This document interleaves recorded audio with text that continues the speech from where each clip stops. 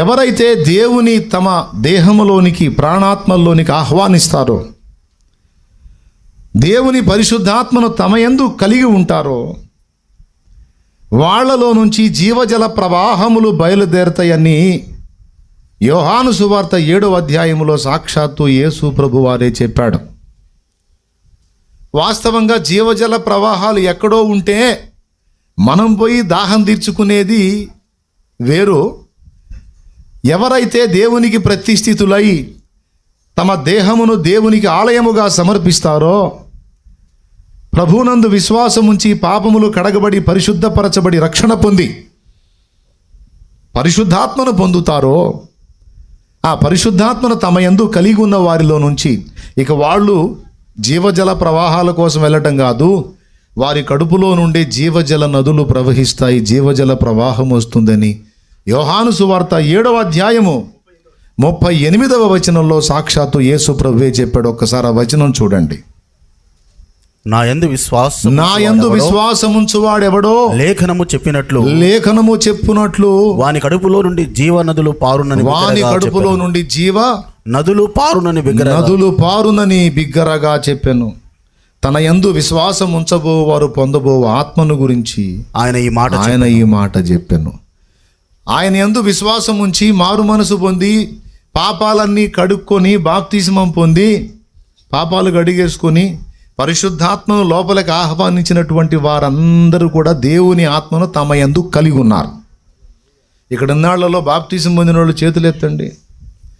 మీరందరూ కూడా ఎంతమంది చేతులు ఎత్తారో బాప్తిసం పొందిన వాళ్ళు మీరందరూ కూడా మీలో పరిశుద్ధాత్మను కలిగి ఉన్నారు. అన్నా నేను భాషలు మాట్లాడలేదు కదా, భాషలు మాట్లాడితేనే పరిశుద్ధాత్మ ఉన్నట్టు కదా, భాష మాట్లాడకపోతే పరిశుద్ధాత్మ లేనట్టు కదా అని ఎవరైనా అనుకుంటే తప్పులో కాలేసినట్టే. భాషలు అనేది 9 కృపావరాల్లో ఒకటి. అది అందరికీ ఉండదని 1 కొరింథీ పత్రిక 12వ అధ్యాయంలో పౌలే చెప్పాడు. 9 కృపావరాల్లో భాషలో ఒక వరం. నువ్వు పరిశుద్ధాత్మను కలిగి ఉంటే భాషల వరం ఖచ్చితంగా ఉండాలని రూల్ ఏం లేదు. నీకు విశ్వాసం అనే వరం ఉండొచ్చు, స్వస్థపరచు వరం ఉండొచ్చు, ఆత్మల వివేచన అనే వరం ఉండొచ్చు, బుద్ధివాక్యం అనే వరం ఉండొచ్చు, జ్ఞానవాక్యం అనే వరం ఉండొచ్చు, లేకపోతే ప్రవచనం అనే వరం ఉండొచ్చు, భాషలకు అర్థం చెప్పే వరం ఉండొచ్చు, భాషలు మాట్లాడే వరం ఉండొచ్చు. భాషలు మాట్లాడే వరమే నీకు లేకపోతే అసలు ఆత్మనే నేను కలిగి లేను అనుకోవద్దు. నువ్వు పరిశుద్ధాత్మను కలిగే ఉన్నావు. ఎందుకంటే ఏనాడైతే బాప్తిస్మం పొందావో, ఏనాడైతే యేసు రక్తాన్ని ఆశ్రయించి పాపాలన్నీ కడుక్కున్నావో ఆనాడే ఆ రోజే పరిశుద్ధాత్మ నీలోనికి ప్రవేశించాడు.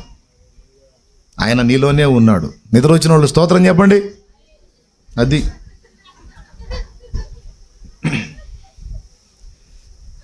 మీరు జాగ్రత్తగా వినాలి. అది మీరు టెస్ట్ చేయడానికి వదిలేను.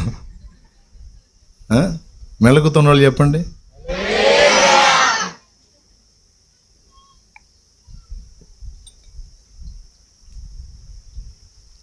నేను చెప్పే ప్రతి మాట మీరు సీరియస్గా తీసుకుంటున్నారా లేదని టెస్ట్ చేశా. నిద్ర వచ్చిన వాళ్ళు చెప్పండి అంటే హల్లెలూయా అన్నారు. మీరు చురుగ్గా ఉంటున్నారా లేదా వినాలి కదా జాగ్రత్తగా.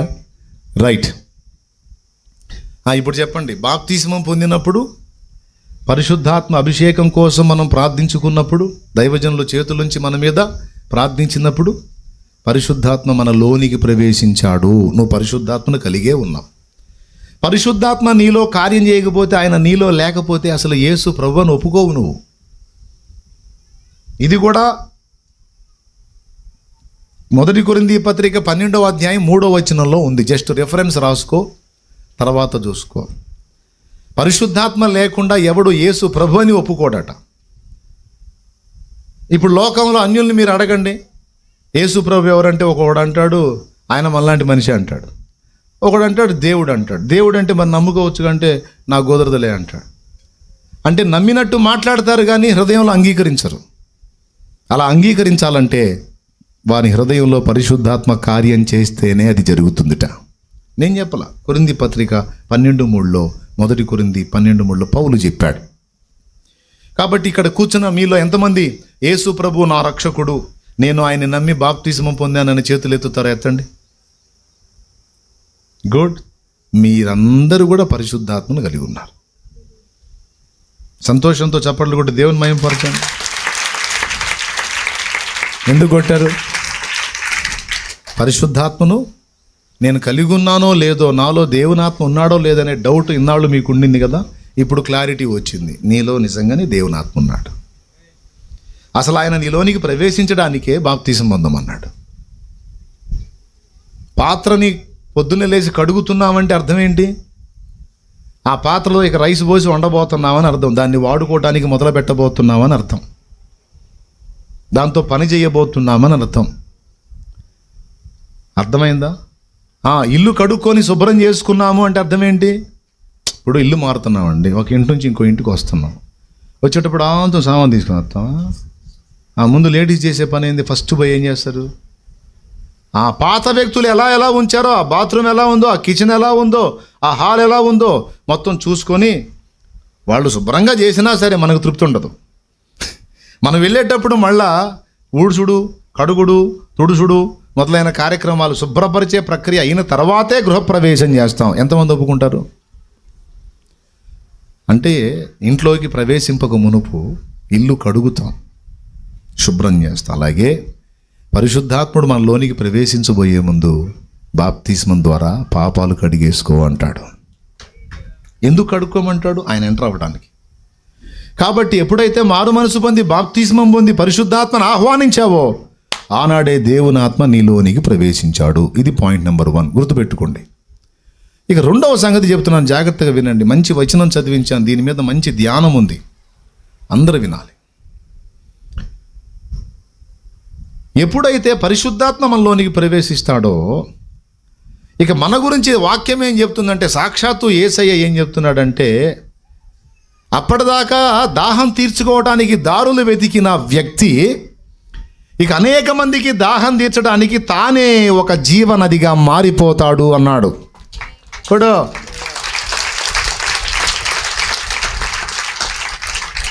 నేను చెప్పింది అర్థమైందా?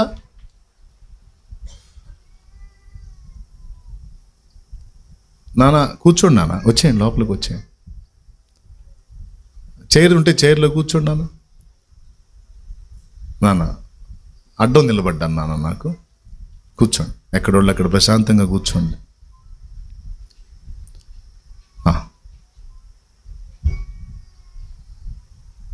నీ ఎవరు అటు ఇటు కదలొద్దు నాన్న, కాన్సన్ట్రేషన్ పోతుంది. ఓకేనా? ఏకాగ్రత పోయిద్ది, నీకు పోయిద్ది, నాకు పోయిద్ది. కాసేపు ప్రశాంతంగా దేవుని మాటలు. ఎట్లనో దేవుడు మన ఎంత దయ ఉంచి కత్తే చల్లబరిచాడు, లేకపోతే ఎండ మామూలుగా లేదు కదా. ఎక్కడొచ్చి ఆగావు? అదే నువ్వు చెప్పిన దగ్గర వచ్చి ఆగావు. నేను ఎక్కడ ఆగాను? మీరు ఇన్నకాడ ఆగాను. మీరేమిన్నారు? నేను చెప్పింది విన్నారు. అనకండి, ఆన్సర్ చేయండి. ఎక్కడొచ్చి ఆగాను? ఎస్ ఎప్పుడైతే ఒక వ్యక్తిలోనికి పరిశుద్ధాత్మ ఎంటర్ అవుతాడో, అప్పటిదాకా తన దాహార్తి తీర్చుకోవడానికి అక్కడక్కడ తిరిగినటువంటి వ్యక్తి తానే, అతడే, ఆమెయే ఒక జీవ నదిలాగా మారిపోతారు.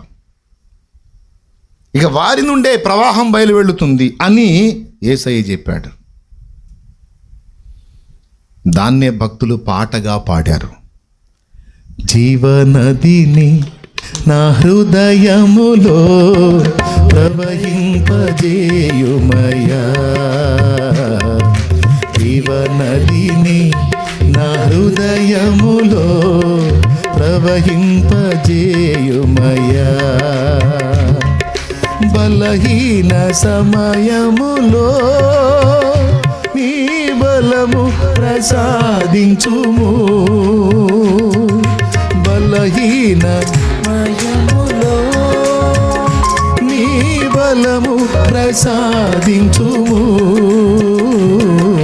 జీవనదిని నా హృదయములో ప్రవహింపజేయుమయా,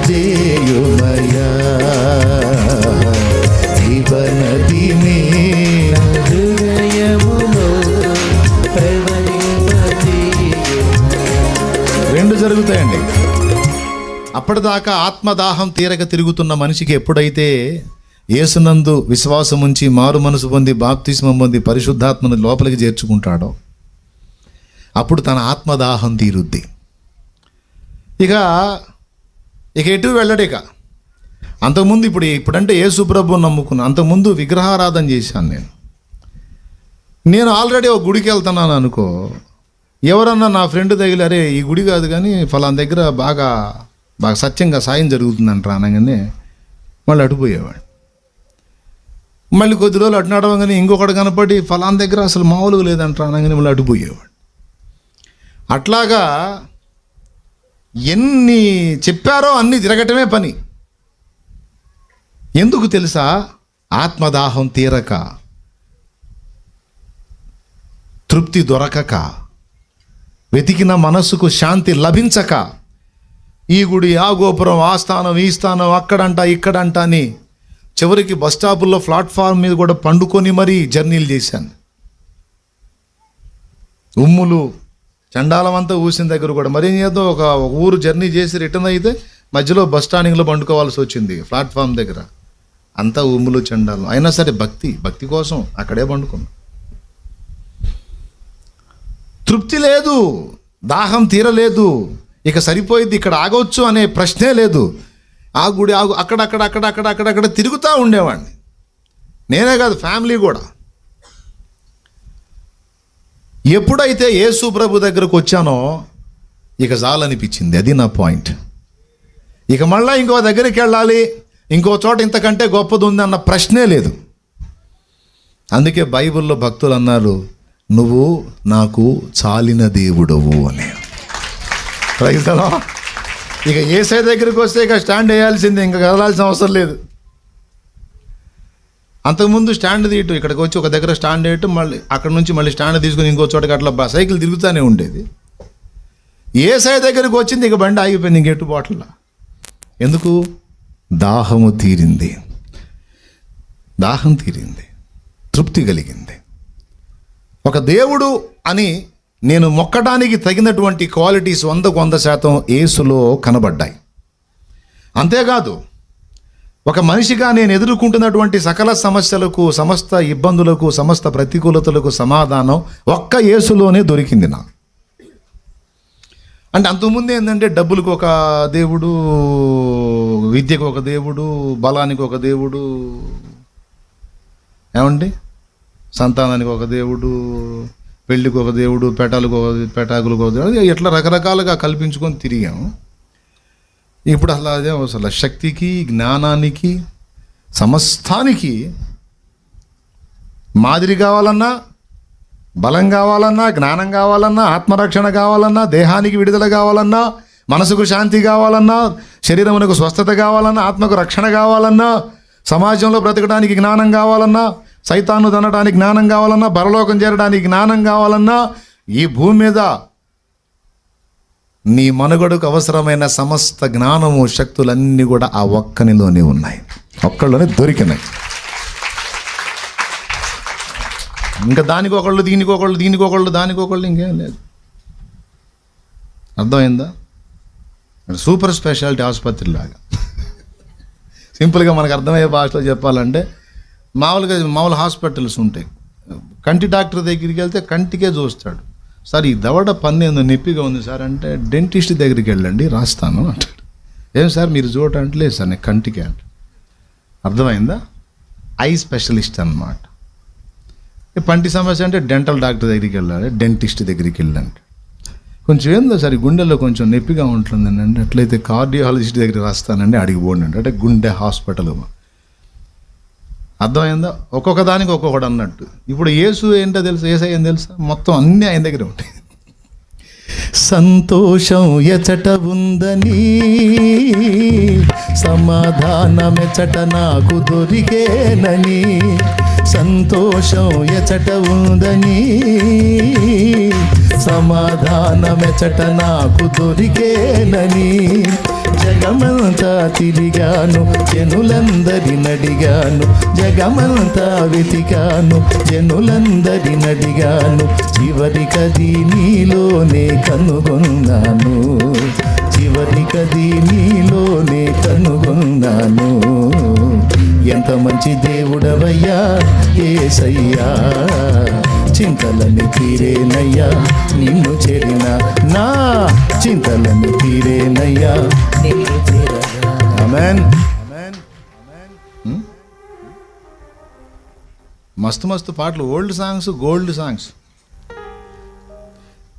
మా కుటుంబ వైద్యుడవు నీవు, మా మంచి ఔషధమే నీవు, మా కుటుంబ వైద్యుడవే నీవు, మా మంచి ఔషధమే నీవు.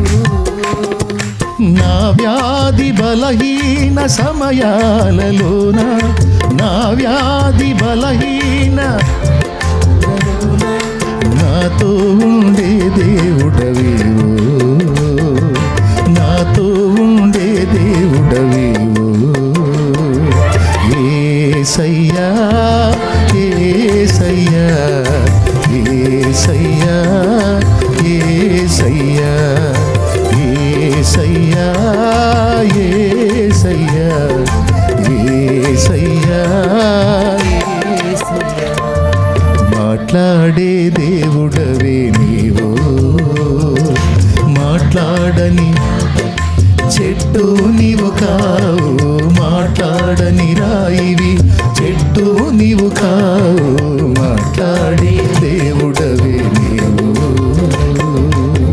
బా, మా కుటుంబ వైద్యుడు ఫ్యామిలీ డాక్టర్ అన్నమాట. వైద్యుడు ఆయనే, ఔషధం కూడా ఆయనేనంట.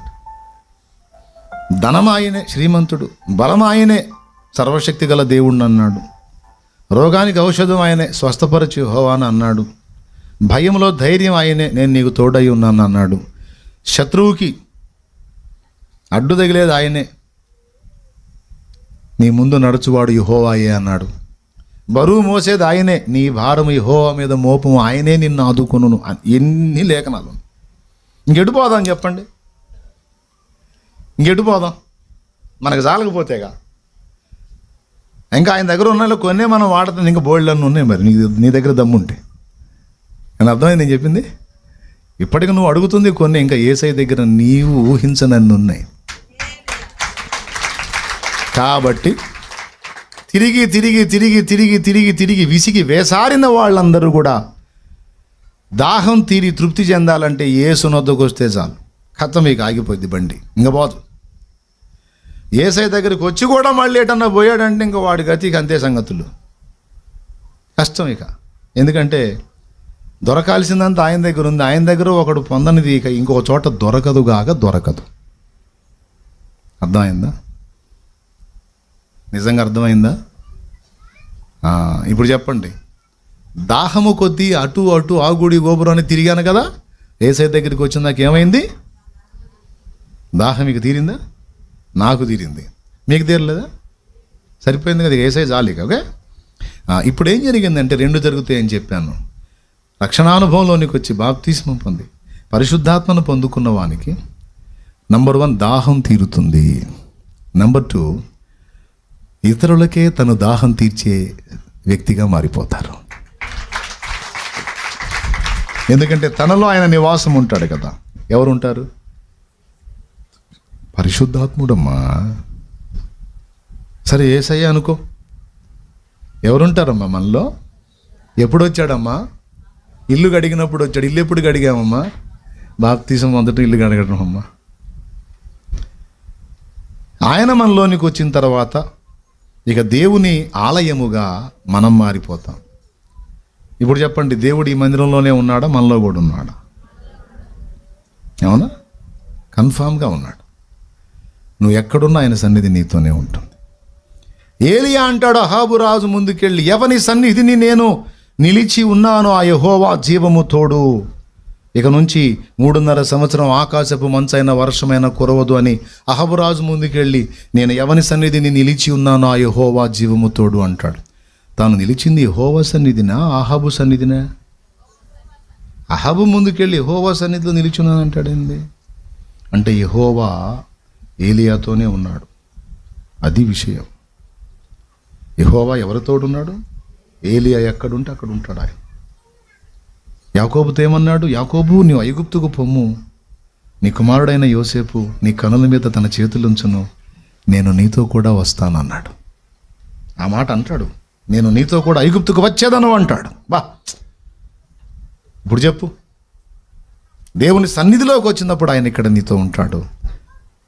సన్నిధి విడిచి నువ్వు వెళుతున్నప్పుడు నీతో కూడా నడుస్తాడు. ఎందుకో తెలుసా? ఆయన నీలోనే ఉన్నాడు. గుడి గోడలలో లేడు దేవుడు, గుండె గుడిలో ఉన్నాడు చూడు. గుడి గోడలలో లేడు దేవుడు, గుండె గుడిలో ఉన్నాడు చూడు. బడి బండలలో లేదు దైవత, బ్రతుకు బడిలో ఉన్నది చూడు. ఆత్మస్వరూపీ నీలో దేవుడు, ఆత్మతో సత్యముతో ఆరాధించు. గుడి గోడలలో లేడు దేవుడు, గుండె గుడిలో ఉన్నాడు చూడు. బడి బండలలో లేదు దైవత, బ్రతుకు బడిలో ఉన్నది చూడు. ఆత్మస్వరూపీ నీలో దేవుడు, ఆత్మతో సత్యముతో ఆరాధించు. Praise the Lord. ఇప్పుడు రెండు అర్థమైంది. ఎక్కడున్నాడు అంటే ఇక్కడ లేడా? ఇది కూడా ఆయనకు ప్రతిష్ఠింపబడిన స్థలం కనుక ఇక్కడ కూడా ఆయన ఉన్నాడు, ఆయన సన్నిధి ఉంది. కానీ ఇక్కడే ఉన్నాడు, ఇంటికాడ లేడు అనుకోవద్దు. ఇక్కడే ఉన్నాడు, నేను పాపం చేసే ప్రదేశంలో లేడు అనుకోవద్దు. నీ దేహము, ప్రాణము, ఆత్మ ఒకట ఎక్కడ ఉందో అక్కడెల్లా కూడా నీతో దేవుడు ఉన్నాడు, నీ ఆత్మలోనే ఉన్నాడు ఆయన. దీన్ని కూర్చే పౌలు అన్నాడు, నా ఆత్మ యందు నేను సేవించు దేవుడే ఇందుకు సాక్షి అంటాడు ఒక పత్రికలో.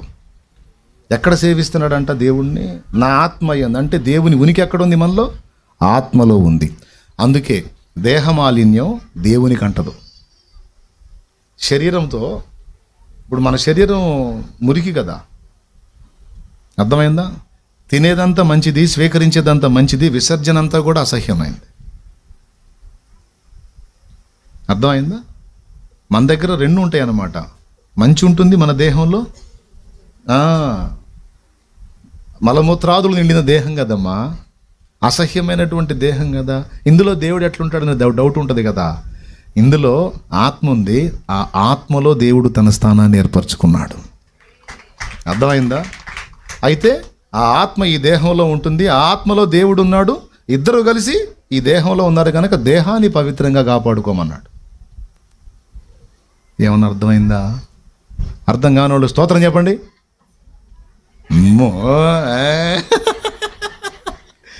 శబ్బాష్, లైన్లోకి వచ్చారు. దేవునికి మహిమ. అంతే, అట్లా ఉండాలి చురుగ్గా. ఏమండి? ఇప్పుడు దీని పవిత్రతను మనం కాపాడుతాం. అలాగే మన దేహంలో ఆత్మ ఉంది, ఆత్మలో దేవుని స్థానం ఉంది కనుక దేహాన్ని కూడా పవిత్రంగా ఉంచమన్నాడు. ఎవడైనానో దేవుని ఆలయమును పాడు చేసినట్టు దేవుడు వానిని. కాబట్టి దేవాలయమును పాడు చేయకూడదంటే దీన్ని పాడు చేయకూడదు, దేహం అనే దేవాలయాన్ని కూడా పాడు చేయకూడదు. ఎందుకంటే ఆయన నివాసం ఉంటున్నాడు, రెండు చేస్తున్నాడు. నీ దాహం ఎప్పటికప్పుడు తీరుస్తున్నాడు, నీలో తానుండి అనేకుల్ని దర్శిస్తున్నాడు. నువ్వు మాట్లాడితే జీవితాలు మారతాయి, నువ్వు తాగితే స్వస్థత కలుగుతుంది, నువ్వు అడుగుపెట్టిన ఇల్లు ఆశీర్వదించబడుతుంది. అవసరాన్ని బట్టి కొన్ని శ్రమలు నీకు ఇచ్చినా, నీకుంటే శ్రమలు నీకుంటాయి, నీకుంటే బలహీనతలు నీకుంటాయి, కానీ నువ్వు ప్రార్థన చేస్తే వాళ్ళకి స్వస్థత వచ్చింది. నీకు అదే ఆశ్చర్యం. ఇదేందో నాకు తగ్గట్లేదు, నేను ఎవరికైనా చేస్తే వాళ్ళకి తగ్గుతుందని చాలాసార్లు అనిపించింది. నీకు ఎందుకో తెలుసా? నీకు అవసరం కాబట్టి నీ సమస్య నీకు ఉంచాడు. నువ్వు ఎవరి కోసం ప్రార్థన చేసావో వాళ్ళకి నీలో ఉన్న దేవుడే సమాధానం ఇచ్చి స్వస్థపరిచాడు. ఇప్పుడు చెప్పండి, పరిశుద్ధాత్ముడు ఎక్కడున్నాడు? అందరూ చెప్పండి. ఆత్మ మనలో ఉన్నాడు. మనం మోకరించిన ప్రతిసారి కూడా ఆయన శక్తిని అడగాలి, ఆయన బలాన్ని అడగాలి. అప్పుడు ఎప్పటికప్పుడు మనకు కావాల్సిన ఆ పవర్ని ఆయన రిలీజ్ చేస్తూ ఉంటాడు మనలోనే ఉండి. బాగుంది. ఇప్పుడు అలా ఆయనలో ఉన్నవాళ్ళు, ఆయన ఆత్మని తనలో కలిగి ఉన్న వాళ్ళ నుంచి ఏమొచ్చిందంట? జీవజల నది ప్రవాహం. ఇక్కడ అన్నాడు, దేవాలయాన్ని గురించి హెస్కేలుతో మాట్లాడుతూ దాని గడప క్రింద నుంచి ఒక నది ప్రవహిస్తుంది అన్నాడు. ఇప్పుడు అసలు సంగతికి వచ్చాను. ఇక ఖచ్చితంగా లెక్కేసుకోండి, ఒక అరగంటలో కొలిక్కి వచ్చేద్దాం. అరగంట ఓకేనా? లేదా 10 నిమిషాలు చెప్పేసి ముగించేది. ఓకేనా? సరే, ఓకే. మీరు ఎంత చెప్పమంటారు?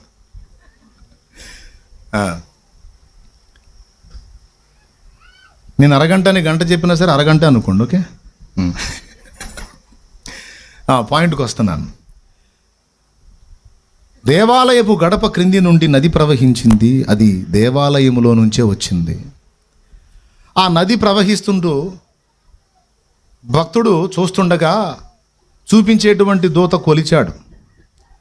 1000 మూరలు కొలిచాడండి. చూస్తే గడప కింద నుంచి చిన్న ప్రవాహంలాగా మొదలైంది. 1000 మూరలు కొలిచిన తర్వాత చీలమండల లోతు వచ్చిందంటే గిలకల లోతు వచ్చింది. అక్కడి నుంచి మళ్ళీ ఒక 1000 మూరలు కొలిచాడు, మోకాళ్ళ లోతు వచ్చింది నది. అక్కడి నుంచి మళ్ళీ కొలిచాడు, నడుముల లోతు వచ్చింది నది.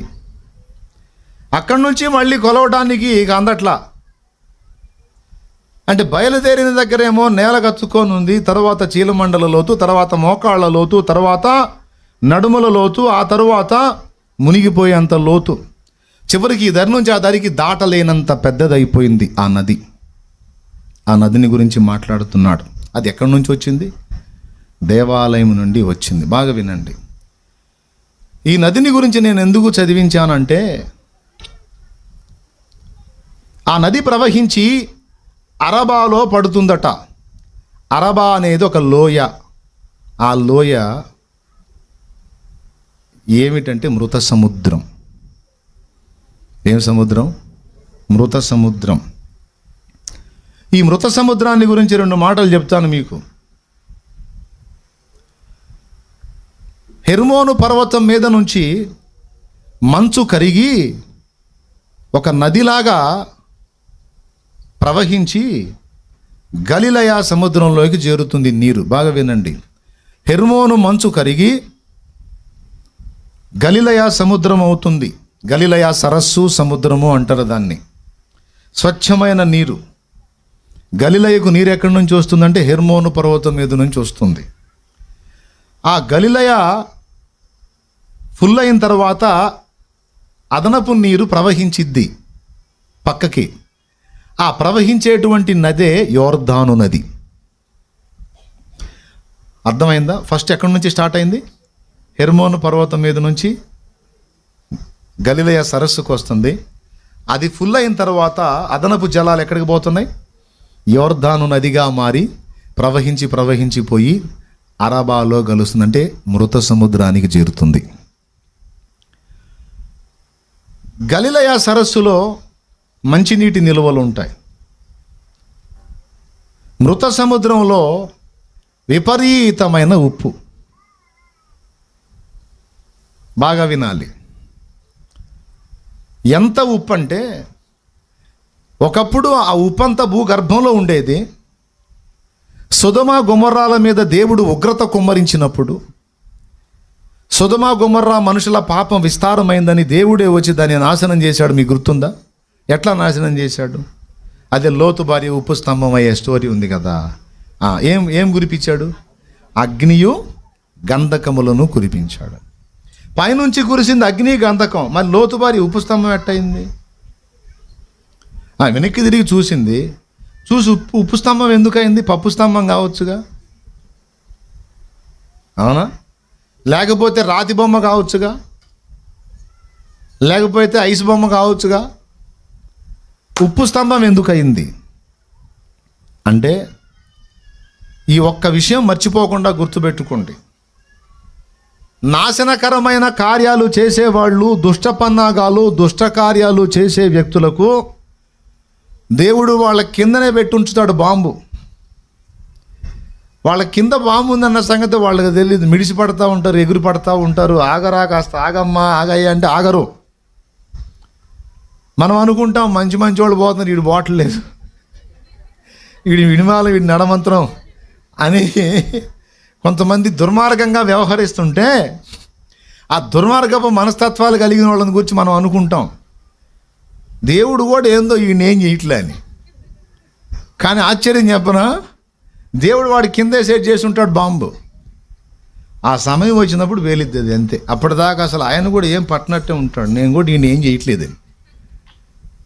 దీనికి మంచి తార్కాణం సొదొమ గొమొర్రాల క్రింద భూమిలో విపరీతమైన ఉప్పు నిల్వలు. పైనుంచి అగ్ని గంధకాలు, భూగర్భంలో ఉప్పు.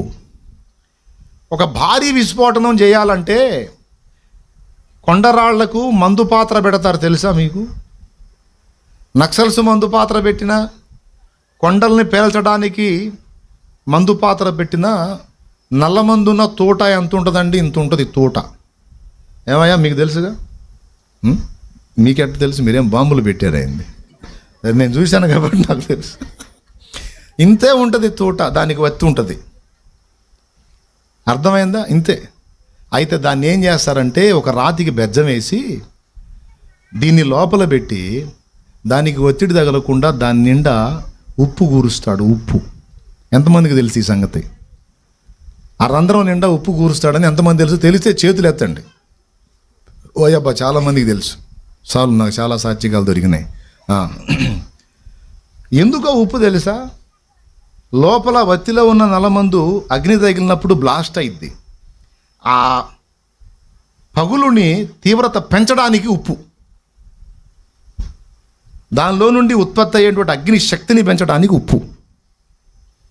అర్థమైందా? ఇప్పుడు వీళ్ళని కాల్చడానికి దేవుడు ఫిక్స్ అయ్యి ఉప్పు ముందే రెడీ చేసి పెట్టాడు. కింద ఎక్కడ పెట్టాడు? కాబట్టి నీ మీద మిడిసిపడే వాళ్ళకి ఆల్రెడీ సెట్ చేసే ఉంచాడు. నువ్వేం ఆందోళన పడద్దు. సమయం వచ్చినప్పుడు డామ్ అంటారు. అది విషయం. దేవునికి స్తోత్రం. అసలు ఎందుకంటే మనం ఆయన సొత్తు, ఆయన పిల్లలు. అంత తేలిగ్గా వదిలిపెట్టాడు. నిన్ను కదిలిచ్చినోడు నువ్వన్నా వదిలిపెడతావు, కానీ ఆయన వదిలిపెట్టాడు.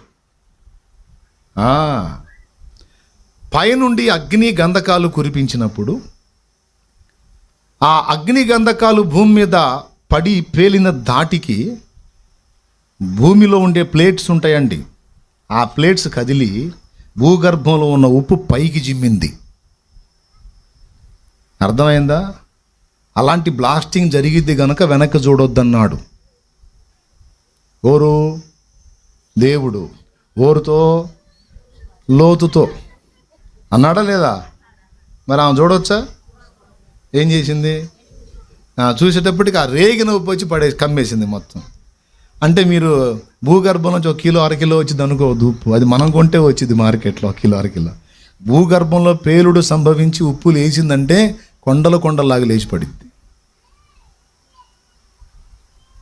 అర్థమైందా? ఆ ఉప్పు, ఆ లవణమంతా కూడా చిక్కగా వచ్చేసి అలా కమ్మేసింది ఆమెని. కమ్మినప్పుడు ఒక్కసారిగా అతిపెద్ద స్థాయిలో ఆ లవణం, ఆ ఉప్పు అంతా వచ్చి ఆమెని కమ్మేసేసరికి ఉప్పు స్తంభం అయిపోయింది. అది జరిగింది. ఈ ఉప్పు ఆ రోజు బయటికి వచ్చింది. అదంతా కూడా ఎక్కడ పడిందా అంటే మృత సముద్రం అని ఇప్పుడు మనం ఏం చెప్పుకుంటున్నాం అదంతా కూడా ఇది పడింది. పడి హెర్మోను నుంచి గలిలయకి, గలిలయ నుంచి యోర్దాను ద్వారా మృత సముద్రానికి నీరు వెళ్తుంది. కానీ ఇప్పుడు ఇక్కడ ఉష్ణోగ్రత ఎంత ఉండొచ్చు? ఇక్కడ నాకు తెలిసి మొన్న అన్నారు 45 డిగ్రీలు. బాగా పొగలు వచ్చినాయి చూడు, ఒళ్ళు మంటలు పుట్టినాయి. ఈరోజు కాస్త తక్కువగానే ఉంది. దేవునికి స్తోత్రం. లేకపోతే బయట ఉన్న వాళ్ళకి సుక్కలు కనపడే, మనకి ఇంకా డబల్ కనపడే. ఇప్పుడు కాస్త పర్వాలేదు అనిపిస్తుంది. వినండి బాగా. 45 డిగ్రీల ఎండ కొడితే మన ఒళ్ళగాల బయట తిరగటం. ఉప్పు సముద్రం లేదా మృత సముద్రం అని మనం చెప్పుకుంటున్న ఈ సముద్రం మీద మినిమం 40 నుంచి 45 డిగ్రీల ఎండ ఎప్పుడు ఉంటుంది, ఎనీ టైం.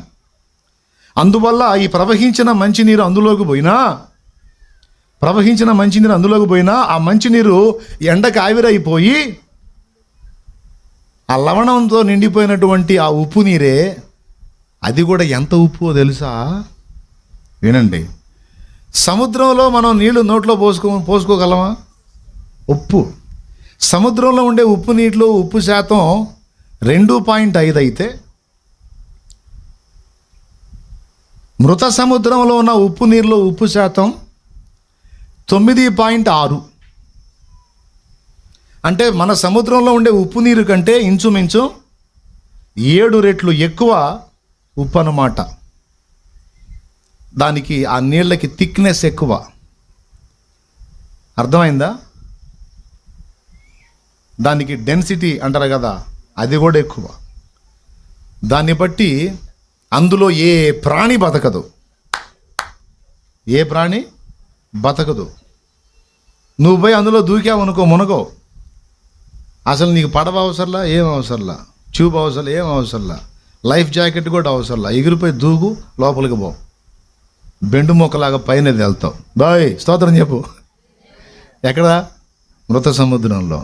నీకు ఒక్క చేప కూడా కనపడదు అక్కడ, ఎందుకంటే అన్నీ చచ్చిపోయి బతకవు అక్కడ. అది దాని పొజిషన్.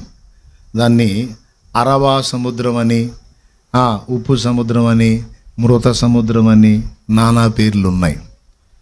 బాగా వినాలి. రెండు సముద్రాలే. గలిలయ సముద్రం అన్నాడు. గలిలయ సముద్రంలో చేపలు బ్రతుకుతాయి. గలిలయగా పోయారు చేపలు పట్టడానికి, గుర్తుందా? యేసయ్య బోధలు కూడా గలిలయ ఒడ్డునే చేశాడు చాలా వరకు. ఏమండి, లైన్లో ఉన్నారా? అయిపోయిందా మీ పని? ఉన్నారా? అయిపోయిందా? రైట్.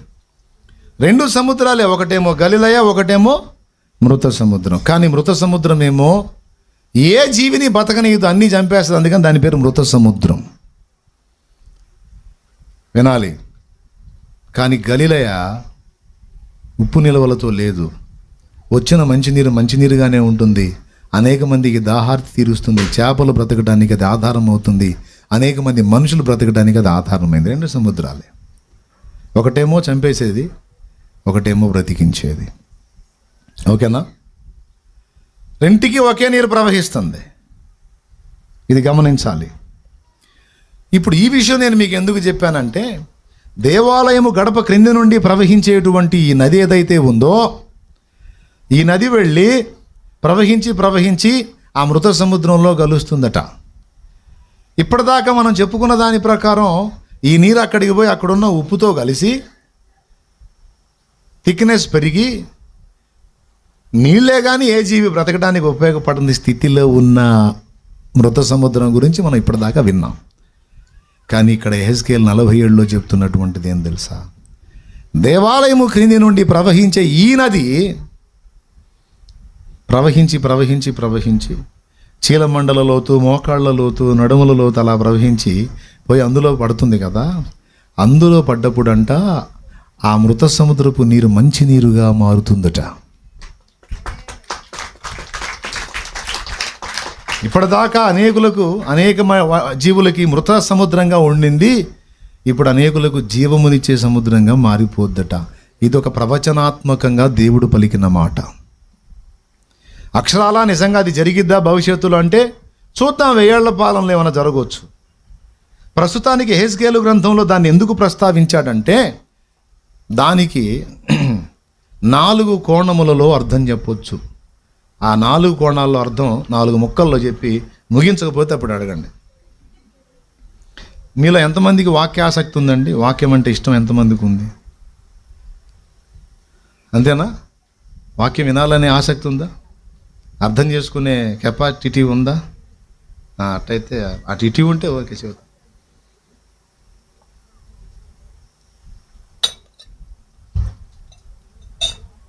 మూడు భాగాలు అయిపోయింది, ఒక భాగానికి వచ్చాం. 4 అర్థాలు ఉన్నాయి అన్నాను. అందులో మొట్టమొదటిది దేవాలయం నుండి బయలు వెళుతున్న ప్రవాహము అన్నాడు. దీన్ని మన ఆత్మీయ జీవితంలో 4 దశలతో పోల్చవచ్చు. చీలమండల లోతు మన ఆత్మీయ జీవితం, రక్షణానుభవం, ప్రారంభపు మెట్టు. మోకాళ్ళ లోతు ఆత్మీయ ఎదుగుదల, మోకాళ్ళలోని ప్రార్థించేటువంటి అనుభవం. నడుముల లోతు ఇశ్రాయేలీయులు సేవ చేసేటప్పుడు, ఎవరికైనా ఉపచారం చేసేటప్పుడు లేదా ఏదైనా పని చేసేటప్పుడు నడికట్టు కడతారు. నడికట్టు కట్టుకొని పని చేస్తారు. పని అయిపోయిన తర్వాత నడికట్టు లూజ్ చేస్తారు. పని చేసేటప్పుడు ఏం చేస్తారా? ఏంది ఎవరు చెప్పరు? ఏంది మీరైనా సరే పని చేయాలంటే ఫిట్నెస్ కోసం ఏం చేస్తాం? బెల్ట్ పెడతాం, నడికట్టు కడతాం. ఇంటికి వచ్చి ఏం చేస్తాం? ఇంటికి వచ్చినాక కడతామా? ఇంటికి వచ్చినాక విప్పేస్తామా? ఫ్రీ అవుతాం. సో నడుకట్టు కట్టామంటే అర్థం ఏంటి? పనికి ఉపక్రమించామని. ఓకేనా? రైట్. క్రొత్తగా ప్రభువులోనికి వచ్చినప్పుడు, మారు మనసు పొంది బాప్తిస్మం పొందినప్పుడు దేవుని వశానికి, దేవుని మీద ఆధారపడటానికి అడుగులు పడ్డాయి నీ జీవితంలో. మొదటి అడుగు పడింది, దాన్ని చీలమండల లోతు నీళ్లతో పోల్చాడు.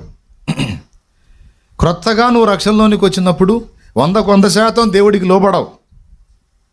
ఏదో స్టార్టింగ్ కొత్త ఒక వింత పాత ఒక రోత అన్నట్టు, ఆ కొత్త వింతలో కొద్ది రోజులు అలాగ చిన్నగా దేవునికి లోబడటం నేర్చుకోవటం మొదలు పెడతావు కనుక ఆత్మీయ జీవితంలో పరిపూర్ణత రాదు. అప్పుడే స్టార్టింగ్ కాబట్టి చీలమండల లోతులాగా ఉంటుందన్నమాట. కొద్ది కాలం ప్రయాణం చేసిన తర్వాత మోకాళ్ళ లోతు వచ్చింది. అంటే అర్థం ఏంటంటే, స్టార్టింగ్లో ప్రతిదానికి దేవుని మీద ఆధారపడటం కాకుండా కొంచెం మన సొంతంగా కూడా తిప్పలు పడతాం. కానీ కొంత ప్రయాణం చేసినాక మనకు అర్థమైద్ది, మన వల్ల కాదు, దేవుడు సాయం చేయకపోతే మనం ఏం చేయలేమని. అర్థమైందా? అప్పుడు ఏం చేయటం మొదలు పెడతామంటే, ఇక చిన్నదానికి పెద్దదానికి మోకాళ్ళు వేసి దేవుణ్ణి వేడుకోవటం మొదలు పెడతాం. నాయనలారా, ఫస్ట్ చీలమండల లోతు ప్రవాహం అంటే అర్థం ఏంటి? సొంత ప్రయత్నాలు, సొంత ఐడియాలజీ, సొంతంగా అన్ని డీల్ చేసుకోవడానికి ట్రై చేస్తాం. దేవుణ్ణి నమ్ముకుంటాం కానీ పూర్తిగా డిపెండ్ అవ్వం. కొద్దిగా ప్రయాణం చేసిన తర్వాత మనకు అర్థమైద్ది, అబ్బో ఈ భక్తి సాధన అయినా, ఈ జీవిత పోరాటంలో జయమైనా మన వల్ల ఏది కాదు, ఆయనే సీన్లోకి వచ్చి మనకు బలం ఇవ్వకపోతే మనం దీన్ని జయించలేమని అర్థం చేసుకొని, స్టార్టింగ్లో కొంచెం ప్రార్థనలో ప్రార్థనలో గడిపినా చేద్దాం అనుకుని చేస్తాను అని షో చేసి చేయకుండా పోయిన వ్యక్తులు జీవితంలో కొంచెం ప్రయాణం అయిన తర్వాత ఎవడు చెప్పకుండా మోకాళ్ళు ఎత్తుంటారు. అంటే సగం దేవుని మీద ఆధారపడటం మొదలు పెడతారన్నమాట. అర్థమైందా? మొదటి అనుభవం, రెండో అనుభవం. ఈ మూడో అనుభవంలోకి వచ్చేటప్పటికి నడుముల లోతు అన్నాడు కదా. ఎప్పుడైతే మొదట ఆరంభించి తర్వాత మోకాళ్ళ అనుభవంలోనికి వచ్చి ఇక దేవుని కార్యాలు చూస్తూ, దేవునితో నడుస్తూ, దేవునితో మాట్లాడుతూ, దేవుని శక్తి పొందుకుంటూ, దేవుణ్ణి అడుగడుగునా ప్రార్థిస్తూ, దేవుణ్ణి అడుగుతూ తను ఆత్మీయంగా ప్రయాణం చేసి బలము నొందినవాడై చివరికి ఇతరులను కూడా బలపరిచే స్థాయికి సేవలోనికి వచ్చేస్తాడు. ప్రసంగ పీఠికి ఎక్కి ప్రసంగం చేయకపోయినా ఇతరులకు దేవుని గురించి సువార్త ప్రకటించి ఆత్మలను రక్షించే పనిలోనికి వెళ్ళిపోతాడు. నడుముల లోతు నీళ్ళంటే దేవుని పనికి ఉపక్రమించుట. మొదటేమో వాళ్ళకే ఏం తెలీదు. కొద్దిగా ప్రయాణం చేసినాక వాళ్ళుగా వ్యక్తిగతంగా మోకాళ్ళలోని దేవుణ్ణి కలుసుకోవటం మొదలు పెడతారు. ఆ తర్వాత కొంత ప్రయాణం అలా సాగిన తర్వాత బలపడి ఇతరులను కూడా రక్షించడానికి నడుము కడతారు. ఈరోజు ఇక్కడ కూర్చున్న వాళ్ళలో ఈ 3 రకాల వాళ్ళని నేను చూపిస్తాను మీకు. ఇప్పుడు నేను అడుగుతాను, మీరు చేతులు ఎత్తండి. ఈ మధ్యలోనే రక్షణలోనికి వచ్చానన్నా, నేనే పడతా లెగుస్తూ ఉన్నాను, ఇంకా కరెక్ట్గా కుదురుకోలేదు అన్నోళ్ళు చేతులు ఎత్తండి. ఈ మధ్యలోనే రక్షణ బాప్తిస్మం పొంది లైన్లోకి వచ్చానన్నా, ఇప్పుడిప్పుడే లైన్లోకి వస్తున్నాను అన్నోళ్ళు చేతులు ఎత్తండి. రైట్. కొంతమంది బయట చేతులు ఎత్తారు, లోపల వాళ్ళు అందరూ సీనియర్సేనా? అసలు బాప్తిస్మం పొందలేదా? పొందారా? రైట్, మంచిది. ఆ బాపతోళ్ళు కొంతమంది తగిలారు, చేతులు ఎత్తారు. ఇప్పుడు రెండో రకం చెప్తాను. నేను దేవుణ్ణి నమ్ముకున్నాను, వ్యక్తిగతంగా దేవుణ్ణి కూడా కలుసుకుంటాను, ప్రతిరోజు దేవునితో నేను మాట్లాడతాను, నాతో ప్రభు మాట్లాడతాడు, మా ఇద్దరికి ప్రార్థనా జీవితంలో లోతైన అనుబంధం ఉంది అన్నోళ్ళు చేతులు ఎత్తండి.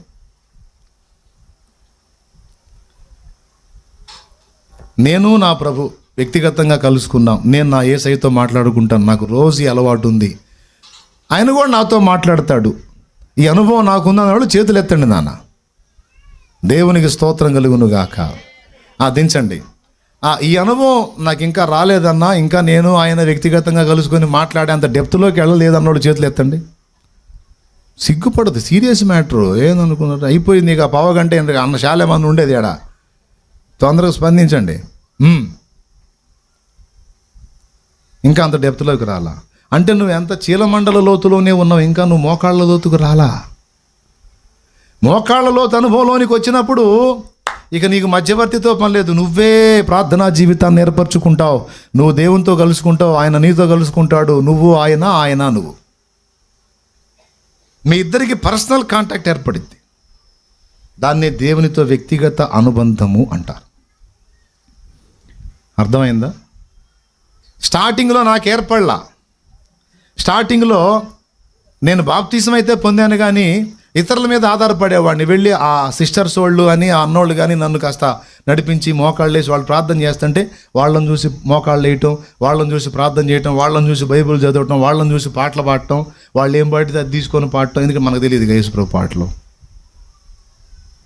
అర్థమైందా? ఫస్ట్ స్టార్టింగ్ చీలమండల లోతు అంటే ఇతరులను చూసి దేవుణ్ణి కలుసుకోవడానికి ట్రై చేశాను. మోకాళ్ళ లోతు అంటే ఎవరు నన్ను ఎంకరేజ్ చేసినా చేయకపోయినా నా అంతటా నేనే వెళ్ళి మోకాళ్ళుని, ప్రభువా ఇదిగో నీ స్వరము వినిపించు ప్రభువా, నీ దాసుడలకించు, నీ స్వరము వినిపించు ప్రభువా. అయ్యా ఇదిగో నీ దాసుడిని, నీ దాసురాలని ఇదిగో వచ్చాను ప్రభు అని వ్యక్తిగతంగా దేవునితో అనుబంధం వాళ్ళే ఏర్పరచుకుంటారు. ఇక ఎవడో ఎంకరేజ్ చేసినా చేయకపోయినా వీళ్ళు చల్లారరు. అర్థమైందా? మోకాళ్ళలో అనుభవం అది. ఎప్పుడైతే ఫస్ట్ ఇతరుల మీద ఆధారపడి తిప్పలు పడ్డోళ్ళు, తర్వాత తమంతట తాము వెళ్ళి మోకాళ్ళేసి దేవుణ్ణి కలుసుకోవటం మొదలుపెట్టిన వాళ్ళు ఆత్మీయంగా బలాభివృద్ధి చెంది నడుములు లేత అనుభవం అంటే ఇక వాళ్ళు ఇతరులను బలపరచడానికి, ఇతరులను రక్షించడానికి తయారవుతారన్నమాట. ఇది 3వ మెట్టు. అర్థమైందా? ఇప్పుడు చెప్పండి, కూర్చున్నాళ్ళలో నేను చెప్తాను, చేతులు ఎత్తండి. అన్న నేను బాప్తిస్మం పొందిన దగ్గర నుంచి ఇప్పటిదాకా కనీసం 10 మందిని రక్షణలో నడిపించానన్న వాళ్ళు చేతులు ఎత్తండి. కనీసం 10 ఆత్మల్ని సంపాదించానన్న ప్రభు కొరకు అన్నోళ్ళు చేతులు ఎత్తండి. బయట కొంతమంది, లోపల కొంతమంది ఉన్నారు. దించండి. అన్న నేను ఇంతవరకు ఒక 5 ఆత్మల్ని రక్షించాను అన్న అన్నోళ్ళు చేతులు ఎత్తండి. లోపల ఉన్నవాళ్ళు ఒక 5 ఆత్మలు అయితే రక్షించాను, రక్షణలో నడిపించాను అన్నాను. రైట్. 2 అన్న నేను ఒక్కళ్ళని కూడా రక్షించలేదన్నా. ఎందుకు చెప్పటం అబద్ధాలు? నేను ఒక్కళ్ళని కూడా రక్షించలేదన్నా అన్నోళ్ళు చేతులు ఎత్తండి. సరిగా చేతులు ఎత్తాలి, కదిలించండి చేతుల్ని. బయట వాళ్ళు కూడా. ఎందుకో తెలుసా? ఒక్కళ్ళని కూడా మీరు కదిలించండి. మీరు ఇంకా చీలమండల లోతులోనే ఆగిపోయారు, మోకాళ్ళ అనుభవానికి రాలా. మోకాళ్ళ అనుభవంలో దేవుణ్ణి కలుసుకోవటానికి కానీ ఒకళ్ళు కానీ ఉపక్రమిస్తే ఖచ్చితంగా కొంతకాలానికి వాళ్ళ నుంచి ఫలింపు అనేది స్టార్ట్ అయింది. నువ్వు 2వ ప్రశ్నకి చేయెత్తలా, 3వ దానికి చేయెత్తలా. 2వ దానికి చేయెత్తలేదంటే 3వ దానికి అసలు ఎత్తవని నాకు ముందే తెలుసు. ఎందుకంటే మోకాళ్ళ అనుభవం ఉంటే కదా నువ్వు బలపడేది, ఇతరులకు బలం చెప్పేది, ఇతరుల ఆత్మను రక్షించేది. నీకే మోకాళ్ళ అనుభవం లేదు, నువ్వే పైన ఉన్నావు. నిన్నే ఇంకొక ఆమె పిలవాలా, వదిన వస్తావా కూటానికి అనాలా, లేకపోతే నువ్వు లేకపోతే ఇంటికాడ సెల్ ఫోన్ తీసుకొని సరే అనుకుంటా కూర్చుంటాను. ఈ చీలమండల బతుకు అన్నమాట ఇది. చీలమండలం అంటే ఏంది? పెద్దగా అది అర్థం కాలేదు. గిలకల లోతని. అంత గిలకల లోతు సరిగ్గా ఎక్కువ ఈనాడు సంఘములో. ఈ గిలకల లోతులోనే ఉంటే నువ్వు పొందేది ఏముండదు. ఏదో నీ మట్టుకు నువ్వు రక్షించబడతావు అంతవరకే. కానీ మోకాళ్ళ లోతు అనుభవంలోనికి వచ్చిన నాడు నువ్వు నీ ఇంటికి, సమాజానికి కూడా దీవెనగా మారటం మొదలు పెడతావు. అందుకే గిలకల లోతులో ఆగిపోకూడదు. మోకాళ్ళ లోతుకు రావాలి. అక్కడికి వస్తే కానీ నడుము లోతుకి వెళ్ళవు. కొంతమంది చేతులు ఎత్తారు, సిగ్గు అనిపించలా మరి నీకు? ఆత్మని రక్షించిన వాళ్ళు ఎంతమంది? ఒక్క ఆత్మనైనా, 2 3 నేను రక్షణలో నడిపించాను అన్నోళ్ళు చేతులు ఎత్తండి తల్లి. కొంతమందినైనా రక్షణలోకి నడిపించానన్నా, నేను దేవుని భక్తి సాధన చేసుకుంటూ నలుగురికి సువార్త చెప్పి 4 ఆత్మని రక్షించానయ్యా అన్నోళ్ళు చేతులు ఎత్తండి. దించమల్లా ఎత్తండి, చేతులు ఎత్తే ఉంచండి చెబుతా. రైట్. అలానే నేను దించమన్నప్పుడు దించాలా? వాళ్ళని చూడండి. వాళ్ళని చూసినప్పుడు ఒక ఆత్మ కూడా సువార్త చెప్పి ఒక ఆత్మను కూడా రక్షించిన వాళ్ళకి సిగ్గు కలగాలి. అరే ఇదేంది నేను చేయెత్తలేకపోయాను అంటే ఒక్కళ్ళు కూడా రక్షించాలా? నేను ఎందుకు రక్షించలేకపోయావు? నువ్వే బలంగా లేవు. అర్థమైందా? నీ మోకాళ్ళు బలహీనమైతే నీ నడుములు కూడా బలహీనమే బిడ్డ. మోకాళ్ళు బలంగా ఉంటే నడుము బలంగా ఉంటుంది, నడుము బలంగా ఉంటే నువ్వు దేవుని పనిముట్టు అయిపోతావు. నీలో నుండే జీవజల ప్రవాహం బయలువెళ్ళి అనేక మంది దాహం తీరుస్తుంది అన్నాడు ఇక్కడ గ్రంథములో. దేవునికి మహిమ. 3వ మెట్లో ఏం జరుగుతుంది? సేవ జరుగుతుంది. మీ కళ్ళ ముందు మీతో కూర్చున్న వాళ్ళని కొంతమంది చెయ్యెత్తారు, మరి వాళ్ళు ఫలించారు. 10 మందిని, 15 మందిని, 20 మందిని, నలుగురినైనా రక్షించారు. మరి ఆ ఫలం నీ దగ్గర ఏది? ఎందుకని లేదు? అంటే మిస్టేక్ ఉంది నీ దగ్గర. నువ్వు దేవునితో కనెక్ట్ సరిగా కాలా. ఇప్పుడు కనెక్ట్ అవ్వాలి. ఈరోజు గుర్తుపెట్టుకున్నావు. రేపటి రోజున మళ్ళీ ఒకసారి వచ్చి చెయ్యొచ్చు 4 ఆత్మలను రక్షించావంటే అయింది ఆ కార్యం, నా ద్వారా 4 జీవితాలు కట్టబడ్డాయని దమ్ము చేసి చెయ్యెత్తే టైపుగా నువ్వు తయారు కావాలి. చెప్పాలి గట్టిగా. 3. ఇక 4వది దాటలేనంతగా ప్రవహించటము అంటే దాని అర్థం కూడా చెప్తా. దాని అర్థం ఏంటో తెలుసా? గిలకల్లోతైంది, మోకాళ్ళలోతైంది, నడుములోతైంది కదా. 4వ మెట్టు దాటలేనంత నది అంటే ఆత్మ వశులైపోవుట.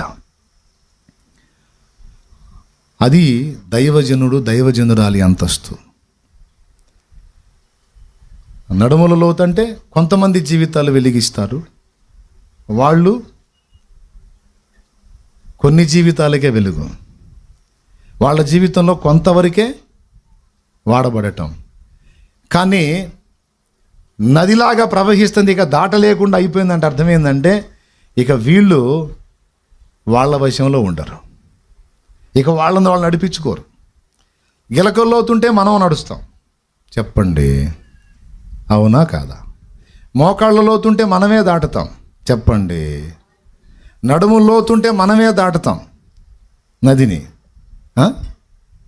తల కంటే మించి ప్రవహిస్తే ఇప్పుడు నదిని మనం శాసిస్తామా, నదే మనల్ని తీసుకెళ్ళిద్దా? అబ్బా, అద్దుగది 4వ అనుభవం. ఇక నది ఇక ఆత్మ నడిపింపులోకి వెళ్ళిపోతారు. ఇక వాళ్ళ ఇష్టం వచ్చినట్టు బతకడానికి, వాళ్ళ ఇష్టం వచ్చినవి చేసుకోవడానికి, వాళ్ళ ఇష్టాలు తీర్చుకోవడానికి వాళ్ళు కోరుకోరిక ఆత్మ వశులైపోతారు. నీ చిత్తము చొప్పున నన్ను నడిపించు ప్రభువా, ఇదిగో నీ చేతుల్లో ఉన్నానని ఇక ప్రవాహం ఎటు ప్రవహిస్తే అటు ఈ వ్యక్తి వెళ్ళిపోతాడు అన్నమాట. ఆ ప్రవాహంలోనే ఫిలిప్పు సమరయలో పరిచర్య చేస్తుంటే ఆత్మ, ఫిలిప్పు నీవు లేచి యెరూషలేము నుండి గాజాకు వెళ్ళే మార్గాన్ని కలుసుకోమంటే అప్పుడప్పుడు నడుం కట్టుకొని బయటకు వస్తే ఆత్మ తీసుకొని పోయాడు. ఆత్మ వశులైపోతారు. ఇక వాళ్ళ సొంత ఇష్టాలు, కోరికలు, ఇక వాళ్ళని వాళ్ళు నడిపించుకోవటం అనేది ఆపేస్తారు. వాళ్ళని వాళ్ళు నడిపించుకోవటం అనే మెట్టు ఆపేసి పూర్తిగా దేవుని నడిపింపులోకి వెళ్ళిపోతారు. అది పరాకాష్ఠ అంతస్తు. ఏమన్నా దీన్ని రీచ్ అయ్యే కెపాసిటీ మీకుందా? ఇప్పుడు నేను చెప్పిన పాయింట్ మళ్ళీ ఒకసారి చెబుతా. గిలకల్లోతు నీళ్లుంటే నీ కాళ్ళే నిన్ను నడిపిస్తాయి. అవునా కాదా? బయట ఉన్న వాళ్ళు స్పందించండి. అవునా కాదా? మోకాళ్ళ లోతు నీళ్లుంటే నీ కాళ్ళే నిన్ను నడిపిస్తాయి. నడుము లోతు నీళ్లున్నా కూడా నీ కాళ్ళే నిన్ను, తలకు మించి నీళ్లుంటే ఇక నీ కాళ్ళు ఏళ్ళు నడిపించటం కాదు, ఆ నదే నిన్ను నడిపించిద్ది. ఆ మెట్టుకెళ్ళిన వాళ్ళే దైవజనులు, దైవజనురాళ్ళు. అది అందులోకి వెళ్ళి కూడా కొంతమంది మళ్ళీ తమను తాము కొన్ని విషయాలు నడిపించుకుంటారు. అది కూడా ఆపేసి పూర్తిగా ఆత్మ వశులైన నాడు మనం ఊహించనంత ఫలింపు ఉంటుంది. అర్థమైందా? అలా ఏ కోశాన్న కూడా తమ ఇష్టం లేకుండా పూర్తిగా 100% ఆ నది ప్రవాహానికి తమను తాము అప్పచెప్పుకొని నది ఎటు వెళితే అటు కొట్టుకుపోయేటట్టుగా మనల్ని మనం అప్పగించుకున్న అంతస్తు ఎలాంటిదంటే పౌలు, కేఫా, యాకోబు, యేసయ్య, ఏలియా, ఎలీషా, ప్రవక్తలు, వాళ్ళ అనుభవం అంతా కూడా అది. ఓబద్యా అంటాడు. ఓబద్యా అహాబురాజు పరిపాలనలో ఓబద్యా అనే ఆయన మంచి భక్తిపరుడు అహాబు దగ్గర ఉంటాడు. ఏలియాని వెతుకుతా తిరుగుతాడు ఈ అహాబ్ అనేవాడు. ఎందుకంటే ఏలియా శాపం పెట్టాడు, వాన పడట్లేదని. చివరికి సమయం వచ్చినప్పుడు ఏలియా ఓబద్యాని ఎదుర్కొని పోయి మీ వాడికి చెప్పు, నేను మీ వాడిని ఎదుర్కొంటానని, మీ అహాబుని అంటాడు. నేను ఇక్కడే ఉంటాను, రమ్మని చెప్పు అంటాడు. అప్పుడు ఓబద్యా అంటాడు, భలే మాట, అండర్లైన్ చేసుకోవాలి బైబిల్లో ఆ మాట. అయ్యా, నేను ఇక్కడనే ఉందును, నీవు వెళ్ళి రాజును పిలుచుకొని రమ్మని చెప్పుచున్నావే. నేను వెళ్ళి అతనిని పిలుచుకొచ్చున్నంతలో యెహోవా ఆత్మ నిన్ను ఎక్కడికి కొంచుపోవునో నాకు తెలియదు కదా. నువ్వు ఇక్కడే ఉంటాను, పోయి రమ్మన్నావు. ఇక్కడ ఉండటం నీ వశం కాదని నాకు తెలుసు. ఎందుకంటే నువ్వు నీ వశంలో ఉండేవాడివి కాదు, నువ్వు ఆత్మవశములో ఉండేవాడివి. బా, ఏం మెట్టది, ఏం అంతస్తుంది, అది సాధన చేయాల్సింది. అందుకే చాలామందికి డేట్ ఇవ్వు అంటే నేను అదే చెబుతాను, నా డేట్ నా వశంలో లేదు నాయన, నేను ఎప్పుడు ఎటు తిరుగుతానో ఎటు పోతానో నాకే తెలియదు, దేవుడు ఎటు తీసుకెళ్తే అటు పోతాను. మనోళ్ళు అన్నారు, కాస్త చల్లగా ఉన్నప్పుడు వదిలిపెట్టి ఇంతలా ఎండల్లో ప్రతిష్ట లేదన్న, నాకు అర్థం కాదు. మరి ఆత్మ నన్ను అట్లా నడిపించే నేనేం చేసేది? దేవునికి స్తోత్రం. ఈ చెవులో కాదు, ఆ చెవులో దోలుతుండే చెమటలతో ఒళ్ళంతా తడిసిపోతుండే, ఇప్పుడు ప్రతిష్ట లేదన్న అంటే నన్ను నడిపించాడు అట్లా. ఇప్పుడు ఆత్మ నడిపించినట్ట లేకపోతే మీరు చెప్పినట్ట? అంతే. మధ్యరాత్రిలో లేచి పదరాన్ని వెళ్ళాల్సిందే. అట్ట కూడా జరిగింది. అట్లా ఆత్మ నడిపింపు కిందికి వెళ్ళిపోయి ఆత్మ ఎటు నుంచి మాట్లాడుతున్నాడో, ఎవరి నుంచి మాట్లాడుతున్నాడో, ఏ సమయంలో ఎలాంటి సంకేతాలు ఇస్తున్నాడో వాటన్నిటిని గుర్తుపట్టి ఆ విధమైన నడిపింపును సాధన చేయుట ఏ పరాకాష్ట. వింటున్నావా? భక్తిలో పరాకాష్ట అంతస్తది. దాన్ని ఇక దాటలేనంతగా ప్రవహించుట అంటారు. మోకాళ్ళ కొలత సరిపోదయ్యా, పాదాల కొలత సరికాదయ్యా. మోకాళ్ళ కొలత సరిపోదయ్యా, పాదాల కొలత సరికాదయ్యా. ఈతల మునిగి లేవాలయ్యా, తేలి తేలి ఆడాలయ్యా. ఈతల మునిగి లేవాలయ్యా, తేలి తేలి ఆడాలయ్యా. రండయ్యా బోధకుడా, రండయ్యా బోధకుడా. ఎండని జీవ నదిలాగా, ఎండని జీవ నదిలాగా. జీవజలమా ఆత్మనాథుడా, ఎండని నదిలాగా రమ్ము బోధక. జీవజలమా ఆత్మనాథుడా, ఎండని నదిలాగా రమ్ము బోధక. రండయ్యా బోధకుడా, రండయ్యా బోధకుడా. ఎండని జీవ నదిలాగా, ఎండని జీవ నదిలాగా. ఆమేన్. ఇప్పుడు ఆ వర్ణన అర్థమైందా? ఎంతమందికి అర్థమైంది? ఇప్పుడు మీరు చెబుతారు, నేను వింటాను అన్నమాట. నీకేం అర్థమైంది ఇప్పుడు నాకు తెలియాలి. ఏమర్థమైంది? ఇప్పట్లో వదిలిపెట్టమని అర్థమైంది. ఏమో పెద్దదే ఎత్తుకున్నాడు అంటారా, లేకపోతే ఏమైనా అర్థమైందా? చాలా నీట్గా ఒక్కొక్కటి డివైడ్ చేసి వర్ణించుకుంటూ వచ్చాను, చాలా క్లియర్గా అందించాను. మారు మనసు పొంది బాప్తిస్మం పొందగానే సరికాదు నాన్న, అది మొదటి మెట్టు. గిలకలలోతు నీటి అనుభవం. అక్కడే ఆగిపోతే నీ మట్టుకు నీకే అంతగా ప్రయోజనం ఉండి లేనట్టుగా ఉంటుంది. ఇంకేం చేద్దాం వల్ల ఇంకా ప్రార్థనలో మనం బాప్తిసం పొందాంగా, అంతవరకు జాలని కొంత తృప్తి పడుతుంటారు. నేను అంటాను, కొంచెం దేవునికి అందుబాటులోకి వెళ్ళు, కాస్త ప్రార్థనా జీవితాన్ని కలిగి ఉండు, కొద్దిగా దేవునితో వ్యక్తిగత సహవాసం ఏర్పరచుకుంటా. అవన్నీ మనకు వల్ల కాదులేండి. మనం ఏదో నలుగురు పోతే పోతాం, నలుగురు కూర్చుంటే కూర్చుంటాం అంటేనేమో ఇది గిలకల అనుభవం. ఏ అనుభవం? ఒకళ్ళు పోయినా పోకపోయినా నేను వెళ్తా దేవుని దగ్గరికి, నేను దేవునితో గడుపుతాను, నాకు మోకాళ్ళ అనుభవం ఇష్టం, నేను నా తండ్రితో రోజు మాట్లాడుకుంటా, నా ప్రభు నేను నా ప్రభు అంటావా? వచ్చావు, మోకాళ్ళ లోతుకు వచ్చేసావు. రావాలా నువ్వు? ఇప్పటిదాకా నువ్వు పైన గిలకల్లాగుంటే కష్టం. దేవుని నది ప్రవహిస్తుంది, అందులో నువ్వు తడిసి ముద్దవ్వాలి. ఆ ప్రవాహంలో నువ్వు తడిసి ముద్దవ్వాలి. గిలకల్లోతు లాగిపోవద్దు బిడ్డ. అది మొదటి విషయం. ఎక్కడికి రావాలి మరి? మోకాళ్ళ లోతుకు రావాలి. వచ్చి తృప్తి చెందుతావా? అక్కడికి తెచ్చిన తర్వాత ఆత్మ అంటాడు, నడుము లోతుకు పద అంటాడు. యేసుకేలుని 4 ప్రదేశాలు నడిపించాడుగా. ఆత్మ నడిపింపులో నువ్వు ఉంటే గిలగల దగ్గరే నిన్ను ఆగనివ్వడు. నా బోటోడిని తోడు చేస్తాడు, నా బోటోడినే తోడు చేసి పద అని ఎంటబడి తరుముతుంటాడు అన్నమాట. ఎక్కడికి? ప్రార్థన బలిపీఠం దగ్గరికి పద అని తరుముతుంటాడు. దేవుని ఆత్మ నడిపింపులో నేను ఉంటే నిన్ను గిలకల్లో ఆగిపోనీడు. ఏం చేస్తాడు చెప్పండి? ముందుకు నడిపిస్తాడు. ఎక్కడికి?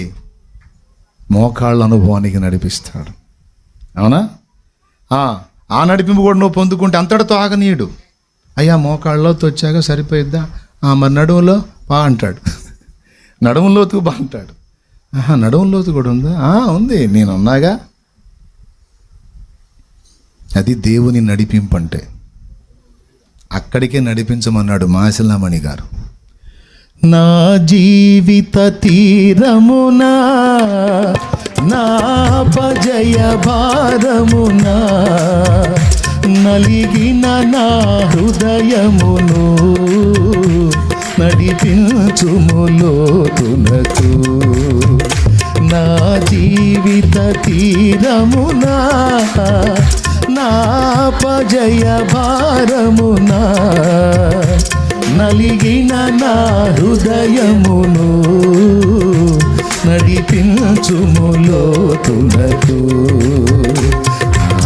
ఆత్మ విరబూయా నా దీక్ష ఫలించ నా నావలో కాలిడుము నా సేవ చేకొను నా నావలో కాలిడుము నా సేవ చేకొను నడిపించు నా నావా నడి సంద్రమున దేవా నవజీవన మార్గమున నా జన్మ తరింప నవజీవన మార్గమున నా జన్మ తరింప నడిపించు. ఏమడిగాడు? గిలకల్లోనే ఆగినట్టున్నాను, మోకాళ్ళ దగ్గర సర్దుకున్నట్టున్నాను. కాదు, నడుము లోతు నిలువెల్ల దడిచేటట్టు లోతుకి. ఆ లోతైన అనుభవానికి ప్రయాణం చేయకపోతే ఏం జరిగింది తెలుసా? అపజయాల్లోనే ఆగిపోతావట. నేను కాదు, ఆయన చెప్పాడు. నా జీవిత తీరమునా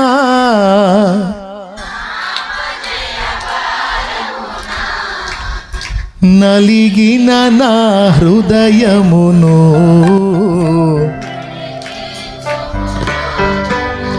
ఎప్పుడన్నా ఆలోచించావా? లోతు నడిపించడం అంటే ఇది. ఇప్పుడు నేను చెప్పింది నువ్వు పాడుతావు, నడిపించు లోతు నాకు అంటే పడవ నీళ్ళలో పంపించు. పడవ నీళ్ళలో పడవ కాదు, నువ్వు నానా వెళ్ళాల్సింది యేసయ్యలో లోతుకి వెళ్ళాలి. ఎంత లోతుకి వెళ్తావో, ఆయనతో ఎంత లోతుగా అంటు కట్టబడతావో, ఆయనతో ఎంత లోతుగా వేరు పారుతావో, ఆయనతో ఎంత లోతైన అనుభవంలోకి వెళ్తావో. చెట్టు వేరు ఎంత లోతుకెళ్ళి కనెక్ట్ అయితే బయటంత బలంగా ఉంటుంది. దాని ఎదుగుదల, దాని స్థిరత్వం కూడా అంతే ఉంటుంది. లోతుగా వేరు వెళ్ళే కొద్దీ చెట్టుకు రెండు జరుగుతాయి. మంచి సారం అంది, విస్తారంగా ఎదుగుతుంటుంది, ఫలిస్తుంటుందా? వేరు లోతుగా ఉంటే ఎంత పెనుగాళ్ళు కొట్టినా అట్ట అంటది తప్ప ఢమాన పడదు. అర్థమైందా? అది ఊగుతా ఏంది గాలి ఏంది నేను పడేస్తా, అంత సీన్ లేదమ్మా. ఇక్కడ లోతుగా ఉన్నాం. యేసయ్యతో లోతైన అనుబంధాన్ని అలా ఏర్పాటు చేసుకుంటే శోధనలు, వేదనలు, దుఃఖాలు, కష్టాలు, కన్నీళ్ళు, ఎన్ని పెనుగాలులు, ఎన్ని తుఫాన్లు ఈడ్చినా కదలవు. నా జీవిత పాటలు ఎక్కువ అవుతున్నట్టు ఉన్నాయి కదా, ఆపేద్దాంలే. ఇది తెలుసుగా మీకు, ఇంక అదే పాట అదే. నా జీవిత యాత్రలో ఎన్నో తుఫానులు, నా జీవిత యాత్రలో ఎన్నో తుఫానులు, అయినా నా యేసు నా పక్షమయ్యుండగా, అయినా నా యేసు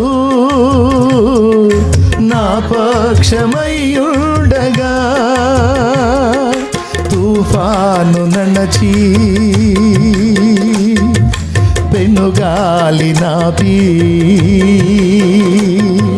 తుఫాను నడచి పెనుగాలి నాపి నడిపించును నా యేసయ్యా నా విశ్వాస ఓడయాత్ర కొనసాగుచున్నది నా విశ్వాస ఓడయాత్ర కొనసాగుతున్నది కొనసాగించే యేసు నాకు తోడుండగా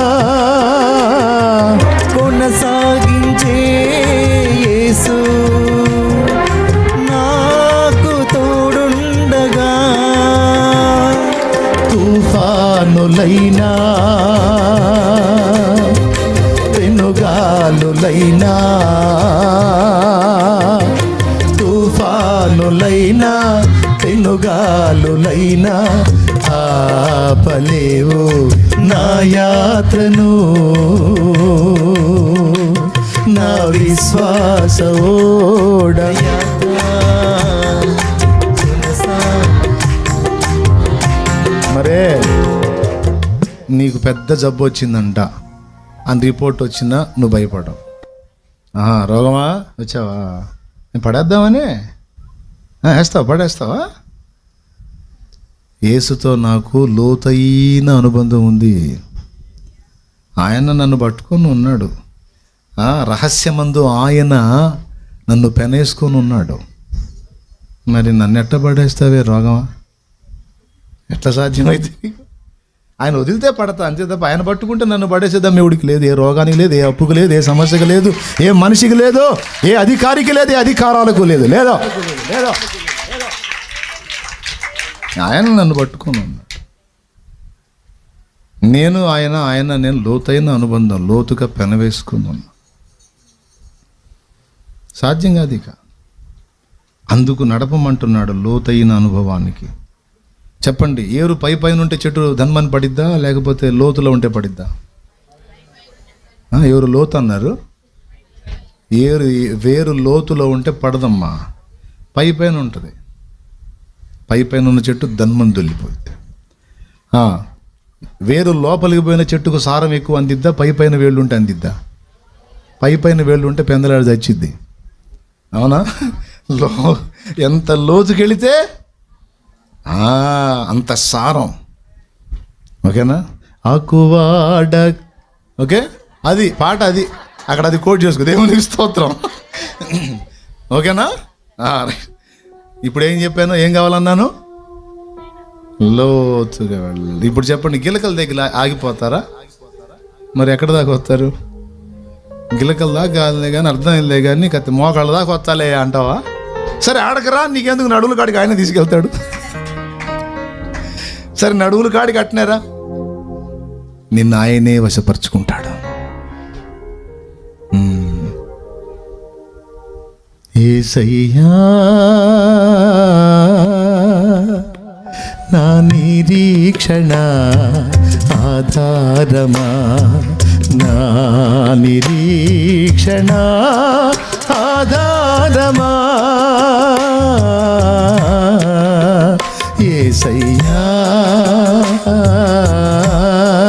ఆ మెట్టుకి వెళ్ళిపోతావు, వశమైపోతావు. ఇక ఈ ఒంటరి పయనంలో నా జీవితానికి ఆశ్రయ దుర్గము నీవే. ఈ ఒంటరి పయనంలో నా జీవితానికి ఆశ్రయ దుర్గము నీవే. నాలోనే నీ ఉండుము, నీలోనే నన్ను రాయుము. నాలోనే నీ ఉండుము, నీలోనే నన్ను దాయుము యేసయ్యా.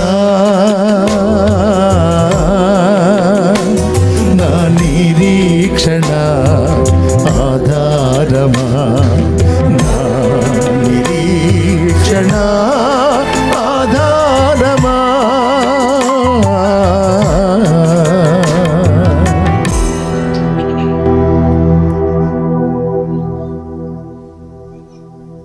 దేవుని ప్రవాహము మన ఆత్మీయ జీవితం. ఏ మెట్టికి వెళ్ళిపోయాడు భక్తుడు అంటే, ఇక నాకు నువ్వే నాయన, నీలో నేను నాలో నువ్వు అన్న కాడికి వెళ్ళిపోయాడు. ఇంకెవరు పట్టరు. ఇక ఏమైందా బాధ ఉండదు, చింత ఉండదు. ఇక ఆయనే కావాలా, ఆయనే కావాలా, ఆయనే కావాలా, ఆయనే. అది ఎంత ఉన్నతమైన మెట్టు. ఇప్పుడు అక్కడికి చేరాలి భక్తులని నేను ఎందుకు అంటున్నానంటే, వినండి. ఈ ఒక్క మొక్క చెప్పి ప్రార్థన చేస్తాను. 4 పోలికలు అన్నాను, ఒకటి చెప్పేటప్పటికి టైం అయిపోయింది. మిగతా 3 ఈసారి ఎప్పుడన్నా కూడుకున్నప్పుడు చెప్పుకుందాం. ఓకేనా? ఏంది ఓకే అంటలా? రైట్, సరే. ఎందుకు అట్లాగా గిలకల దగ్గరే ఆగొద్దు, మోకాళ్ళకి నడుములోతుకి అట్లాగా నువ్వు ఆయనతో లోతుల్లోకి రావాలని ఎందుకు చెప్తున్నానంటే, ఇక్కడ దేవాలయం కింది ప్రవాహమే కాదు, నీలో నుండి కూడా ప్రవాహం బయలు వెళుతుందని ముందే చెప్పా. ఎప్పుడైతే నువ్వు తల నిండా ప్రవహించిన ప్రవాహం వలె మారిపోతావో, విను, తలంత మునుగునట్లుగా ప్రవహించే నదిలాగా నువ్వు మారిపోతావో, ఆత్మవశమైపోతావో, అప్పుడు నీలో నుండి వచ్చేటువంటి ఆ జీవజల ప్రవాహము ఎంతవరకు ప్రవహిస్తుందో అది ప్రవహించిన చోటెల్లా జీవులు బ్రతుకుతాయి అన్నాడు. అది రహస్యం. అర్థమైందా? ఇక అలా ప్రవహించి నీ ప్రవాహం మృత సముద్రంలో పడ్డా సరే అక్కడ జీవాన్ని తెచ్చిద్దట. అర్థమైందా? దాని అర్థం ఏంటో తెలుసా? చచ్చిన స్థితిలోకి వెళ్ళిపోయిన వ్యక్తులు సైతం నీలో నుండి ప్రవహించే ఆ ప్రవాహం వారికి తగిలినప్పుడు, అది వారు త్రాగినప్పుడు, ఆ చచ్చిన స్థితిలో ఉన్న వాళ్ళు కూడా బ్రతికి రక్షించబడతారట.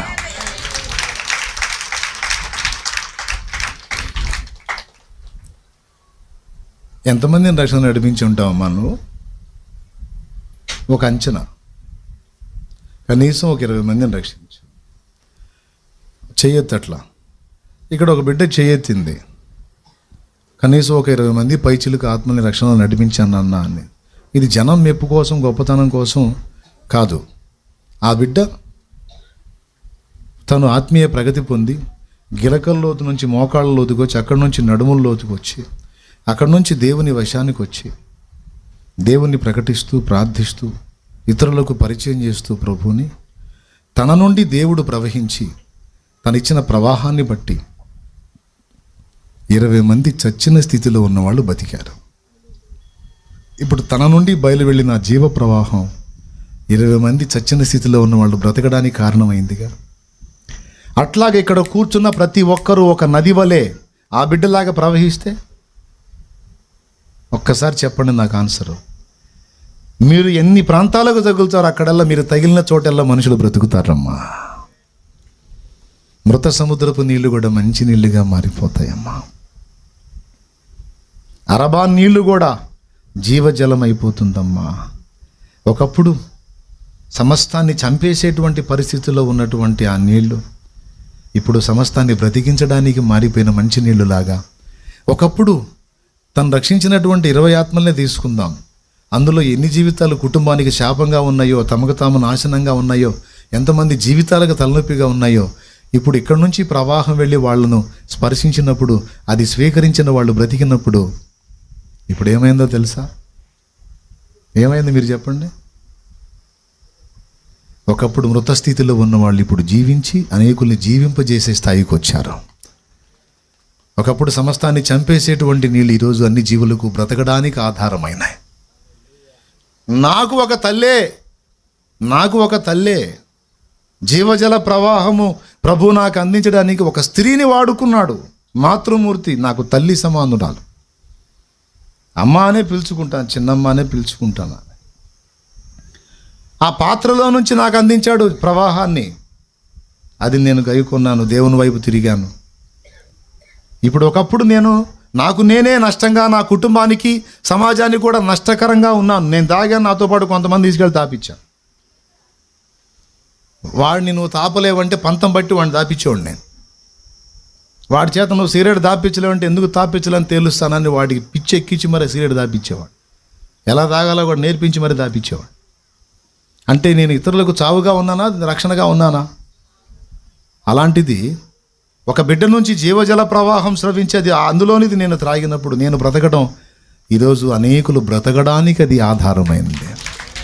ఒకప్పుడు మనుషులను చంపేసేటువంటివి లేదా జీవులను చంపే మృత సముద్రపు నీళ్లు, ఈ జీవజల నది లాంటి ప్రవాహం ఎప్పుడైతే వీళ్ళు అందులో కలిసిందో ఆ నీళ్లు మంచి నీళ్ళు అయ్యాయి. ఒకప్పుడు ఇతరులకు హానికరమైన నీళ్లు, జీవులకు హానికరమైన నీళ్లు ఇప్పుడు జీవులకు ప్రాణాధారం అయ్యాయి. పోలిక సరిపోయిందా? అర్థమైందా కాలేదా? ఒక స్త్రీమూర్తి అని చెప్పాను నేను. చదువు కూడా లేదు ఆమెకు. సంతకం పెట్టామంటే ఏలుముద్రయ్యా అంటుంది. ఆమె చెప్పింది నాకు సువార్త. ఆమె కష్టపడింది నా ఆత్మరక్షణ కోసం. ఆమె ప్రార్థించింది నా కోసం. ఆమె చూపించింది దేవుని ప్రేమ. అప్పటిదాకా యేసుప్రభు అంటే దురభిప్రాయం ఉండేది. ఆమె దగ్గర దేవుని ప్రేమ చూసినాక అప్పుడు చిన్నగా యేసయ్య గురించి నా హృదయంలో నాకు తెలియకుండానే ఒక తలంపు పడిపోయింది. అనతి కాలంలోనే దేవుడు నన్ను దర్శించటం, కఠినమైన పరిస్థితులు నన్ను చుట్టుముట్టడం, దర్శించటం, నేను ప్రభువులోకి రావటం, రక్షణలోనికి నేను రావడానికి యేసయ్యని తెలుసుకున్నాక ఫస్ట్ నేను చెప్పిన వ్యక్తి మొదట నా తల్లి అయితే తర్వాత నేను ఆమెకి చెప్పా. నేను దేవుడిని నమ్ముకుంటున్నానన్న శుభవార్త ఫస్ట్ అమ్మకి చెప్పాను, తర్వాత ఆమెకి చెప్పాను. సంతోషపడిద్దాను. చిన్నమ్మ, ఇక నుంచి నేను కూడా యేసయ్యని నమ్ముకుంటున్నాను. చిన్నమ్మ, ఇక నుంచి నా దేవుడు కూడా యేసయ్యే. ఇక నేను ఈ ఊపిరినంత వరకు ఇంకో దానికి మొక్కేది, ఇంకో దాన్ని సేవించలేదు. ఇక ఈ జీవితం నా ప్రభుకే అని నేను చెప్పినటువంటి ఆ వార్త విని ఎంతో సంతోషపడి దేవుని మహిమపరిచింది. ఒక స్త్రీమూర్తి, అక్షర జ్ఞానం లేదు. మరి షాలేం రాజు అనేవాడిని ఒక స్త్రీమూర్తి పట్టుకుందంటే చదువు లేని బిడ్డ. మరి నువ్వు ఎంతమందిని ప్రభావితం చేయొచ్చు? నువ్వు 10 మందిని నడిపిస్తే ఆ నడిపించే 10 మందిలో ఒక బలవంతుడో బలవంతురాలో లేస్తే ఎంతమంది జీవితాలకు అది వెలుగవుతుందో ఒక్కసారి ఊహించు. పైన భక్తి చేసి సర్దుకుంటావా? అరాకొర ఆత్మీయతతో ఆగిపోతావా? తప్పు కదా. ఈరోజు తీర్మానం చేద్దాం. పరిశుద్ధాత్మ నీలోనికి వచ్చాడమ్మా. ఎప్పుడైతే బాప్తిస్మం పొందావో ఆత్మ నీలోనికి వచ్చాడు. ఆ ప్రవాహాన్ని నువ్వే అడ్డగిస్తున్నావు. నీలో ఉండి ప్రవహించాలని ఆయన పూనుకున్నాడు. ఇది 2వ పాయింట్. మొదటి పాయింట్ నీ ఆత్మీయ అనుభవం 4 అంతస్తులని చెప్పాను. ఇప్పుడు ఇక మనలో నుండి ప్రవహించేటువంటి ఆత్మ 2వ విషయం. ఆయన నీలో నుంచి ప్రవహించాలనుకుంటున్నాడు. గిలకల్లో ఆత్మీయతలో ఉండి నువ్వే ఆయన్ని కంట్రోల్ చేస్తున్నావు. కొంతమంది మోకాళ్ళ అనుభవంలోకి వచ్చి అక్కడ ఆపేశారు, కొంతమంది నడుముల్లోకి వచ్చి అక్కడ ఆపేశారు. అంటే కొద్ది మందిని రక్షణలో నడిపించి ఆ సాలు మనకు అనుకున్నారు. కొంతమంది అలా కాదు, పూర్తిగా తనలో ఉన్న ప్రవాహం, పరిశుద్ధాత్మ ప్రవాహం ఫ్రీగా బయటికి రానిచ్చారు. ఎంత రానిచ్చారో అంతమందికి అది దాహం తీర్చేదయింది.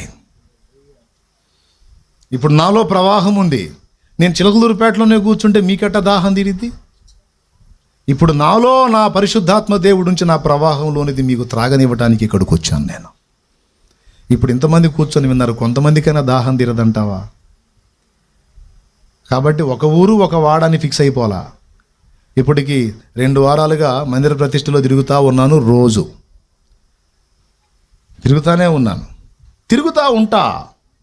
ఎందుకంటే నా తండ్రి నాలో ఉండి ఎంత ప్రవహించాలనుకున్నాడో అంతా ప్రవహించడానికి నన్ను నేను అప్పగించుకున్నా. ఆయన ఇష్టం అది. ఎంతమందికి అర్థమైంది? కట్టడి చేసినా మన చేతుల్లోనే ఉంది, ప్రవాహాన్ని వదిలినా మన చేతుల్లోనే ఉంది. నీలోనే పరిశుద్ధాత్ముడు ఉన్నాడు. నువ్వు కోఆపరేట్ చేసే కొద్దీ ఆ ప్రవాహం అనేకులకు దాహం తీర్చింది.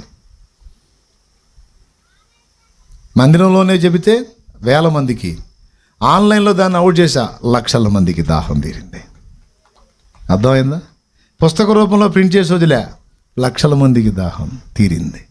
అట్లాగే ఎన్ని ఛాన్సులు ఉంటే అన్ని ఛాన్సుల్లో దేవుడు నాకు ఇచ్చిన ప్రవాహాన్ని రిలీజ్ చేస్తానే ఉంటా.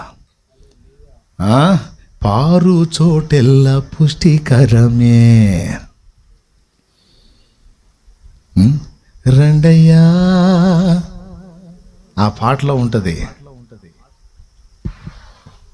జాలల్లో వలవేయాలి, అది పొంగి ప్రవహించాలి. అది ప్రవహించే చోటెల్లా పుష్టికరం ఉండాలి, ఆకులు పచ్చగా ఉండాలి, జీవులు బ్రతకాలి. ఆ బతికే బతకాలి. మన స్వార్థానికి దేవుణ్ణి నమ్ముకొని అంతవరకు ఆగిపోతే ఎట్లా? ఇప్పుడు తెలుసుకున్నాం, బలపడ్డాం. తెలియని వాళ్ళు చాలామంది ఉన్నారు. వాళ్ళందరికీ ప్రవహించే నదిలాగా మనం మారాలి.